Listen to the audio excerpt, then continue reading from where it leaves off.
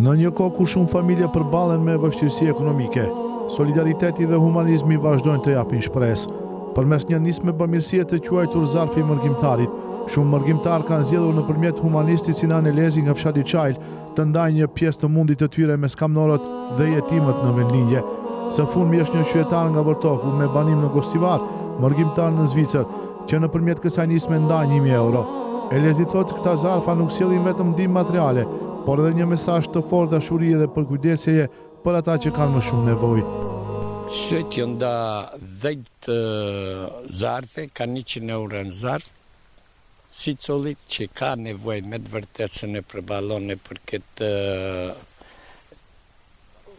për Ramazan, për që vim për Bajram, kien të gëzenin e këta sofrën e Bajramit që e gëzenajno, ta që kjo dhurat vinë një për Vortoku që të ranë në Gostivar punojnë në Zvicër, sot vendosit të anë 1000 euro për 10 familje, edhe kjo nuk kostal e para e këti që ndanë për të holla për nevojtarët, për ka dajt edhe për ushqim.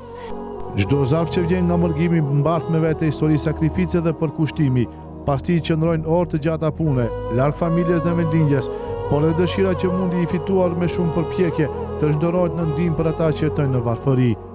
I faleminderojmë këtij bamisi të rregull që i ka gëzuar jetimat e nevojtarët për çdo moment që ka pas nevojë, që ka qenë afër jetimave dhe nevojtarëve, sidomos për Ramazan, për Bajram, që ka qenë i pari.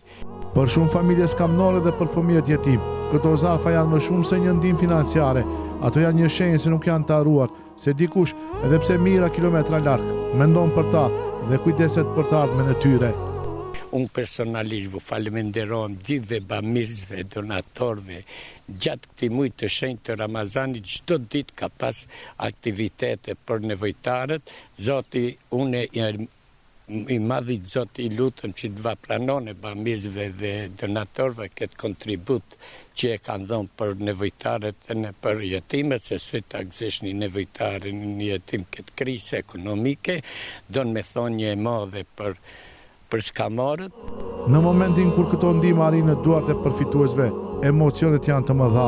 Buzëqeshjet e fëmijëve, lotët e mirënjohësh dhe lutjet e prindërve janë dëshmi se solidariteti dhe humanizmi mbeten vlera që bashkojnë njerëzit pavarësisht distancës.